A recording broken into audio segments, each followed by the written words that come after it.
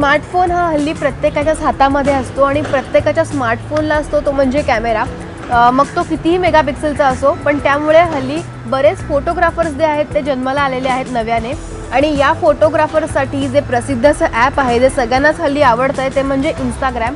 हल्ली प्रत्येकाच्या स्मार्टफोनमध्ये हा इंस्टाग्राम जो आहे तो डाउनलोड केलेला आपल्याला पाहायला मिळतो. त्याच्यामधून तुम्ही तुमचे वेगवेगळे कॅमेऱ्यातनं काढलेले जे फोटोज आहेत ते शेअर करू शकता आणि ते जगासमोर आणू शकता.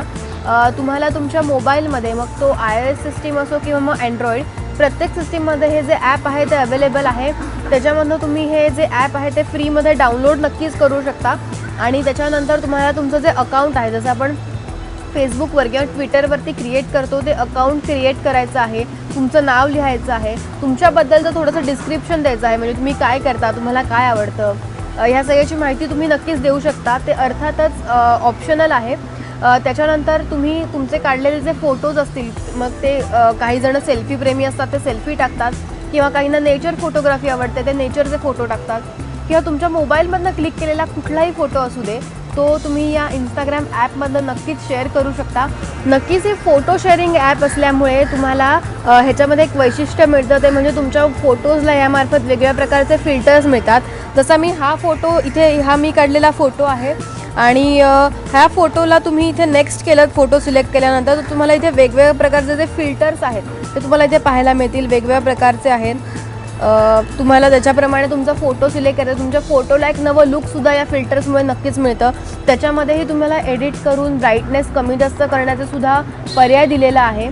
त्या ॲपमध्ये तुम्हाला अजून एक पाहायला मिळेल की हा जो फोटो आहे, म्हणजे कुठलाही तुमच्या मित्रमैत्रिणीने शेअर केलेला त्यांचे फोटोज असतील ते तुम्हाला सेव्ह करता येत नाही, पण तुम्हाला जर कोणाला शेअर करायचं असतील ते तुम्ही नक्कीच करू शकता.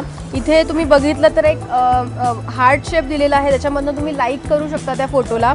त्याच्या बाजूला जो पर्याय दिलेला आहे तो कमेंट करण्याचा आहे, आणि इथे हा जो तिसरा पर्याय दिलेला आहे त्याच्यामार्फत तुम्ही हा फोटो कोणाला शेअर करायचा असाल तर करू शकता. शेअर म्हणजे आता मी इथे केल्यानंतर इथे मला हव्या त्या व्यक्तीला इथनं मी तो फोटो नक्कीच शेअर करू शकते. त्यांची नावं येतात आणि त्यांना मी तो फोटो पाठवू शकते. त्यामुळे फोटो सेव्ह करण्याची गरज नाही, डायरेक्ट शेअर केला तर त्या समोरच्या व्यक्तीला हा फोटो नक्कीच मिळेल. हे सगळं तर फोटो शेअरिंगसाठी झालं. पण या ॲपचा मुख्यत्वे सध्या वापर केला जातो आहे तो वेगवेगळ्या डिझायनर्स किंवा फूड ब्लॉगर्स यांच्यातर्फे. हे जे फूड ब्लॉगर्स वगैरे आहेत ते एखाद्या पदार्थाचा फोटो क्लिक करतात आणि तो फोटो याच्यावर शेअर करतात, त्याच्यावरती त्या पदार्थाची माहिती देतात. त्यामुळे अर्थातच हे जे सगळं ॲप आहे त्याच्यामध्ये खूप छान छान वेगळ्या प्रकारची माहिती देखील आपल्याला पाहायला मिळते. याचसोबत तुम्ही वेगवेगळे जे डिझायनर्स असतात, फॅशन डिझायनर्स असतील किंवा स्टाईल ब्लॉगर्स जे असतात, त्यांच्यामार्फत वेगवेगळे जे डिझाईन्स कपड्यांचे आहेत ते सुद्धा तुम्ही ह्याच्यामार्फत पाहू शकता. त्यासारखे जर कपडे तुम्हाला घेणं जमत नसेल तर तुम्ही तसेच कपडे वेगळे असे तयार करून घेऊ शकता तुमच्या डिझायनरकडनं. त्यासोबत वेगवेगळ्या प्रकारचे जे डिझायनर्स आहेत ते आपले डिझाईन्स टाकत असतात, त्याप्रमाणे तुम्हाला जे पाहिजे त्या प्रकारचं पाहिजे ते प्रॉडक्ट तुम्हाला या वेबसाईटवर नक्कीच पाहायला मिळणार आहे. त्यामुळे फोटोग्राफरसोबतच एखाद्या वेबसाईट जी आपण चालवतो त्याप्रमाणे या ॲपवरती तुम्हाला अगदी बाय आणि सेल करणं पण अगदी सोपं आहे. त्यामुळे जर तुमच्याकडे स्मार्टफोन असेल आणि त्या स्मार्टफोनला स्मार्ट कॅमेरा असेल तर हे ॲप डाउनलोड करायला विसरू नका. कॅमेरामॅन श्रीकांतसह मी सुरेदा वाघुले, ABP माझा, मुंबई.